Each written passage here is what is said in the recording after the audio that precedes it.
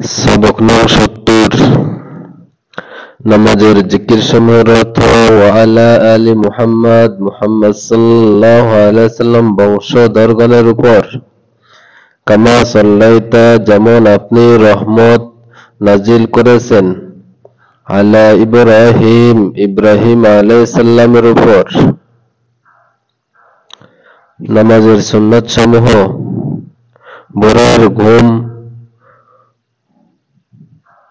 সময় ভাঙ্গার পর এই দোয়া পড়বে, আলহামদুলিল্লাহিল্লাযী আহইয়ানা বা'দা মা আমাতানা ওয়া ইলাইহিন নুশুর।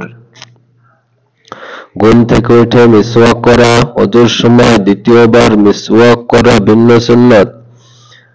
পানির পাত্রে হাত দেওয়ার পূর্বে উভয় হাত উত্তম রূপে ৩ বার ধোয়া কবিরা গুনাহ, যা তওবা ব্যতীত মাফ হয় না এবং একটি গুনাহ দোজখে নিক্ষিপ্ত হওয়ার জন্য যথেষ্ট।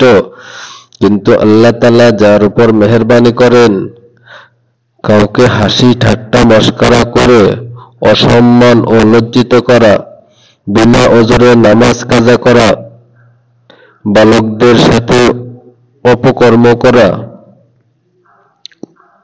গুনাহের ক্ষতিসমূহ যা দুনিয়াতে ঘটে থাকে, দিলে শান্তি চলে যেতে থাকে, গুনাহ করতে করতে ওই গুনাহ মুগদ্দত হয়ে যায়, এমন পর্যায়ে গিয়ে পৌঁছে যে মরণের সময় কালেমা পর্যন্ত মুখে উচ্চারণ হয় না, বরং যে কাজ দুনিয়াতে করত তাই মুখে উচ্চারিত হয়। যেমন এক ব্যক্তি 1 পয়সা ভিক্ষা চাইত, মৃত্যুর সময় কালিমার পরিবর্তে ওই 1 পয়সা ভিক্ষা চাওয়ার বাক্য মুখে আসলো এবং মরে গেল, নাউজুবিল্লাহ।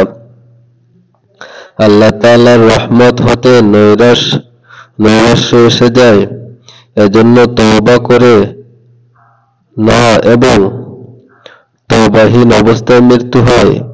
এক ব্যক্তি মৃত্যুর সময় কালেমা পড়ার জন্য বলা হলে সে বলল, এই কালেমায় কি হবে, আমি তো কখনো নামাজও পড়ি নাই। তারপর মৃত্যুবরণ করল, নাউজুবিল্লাহ।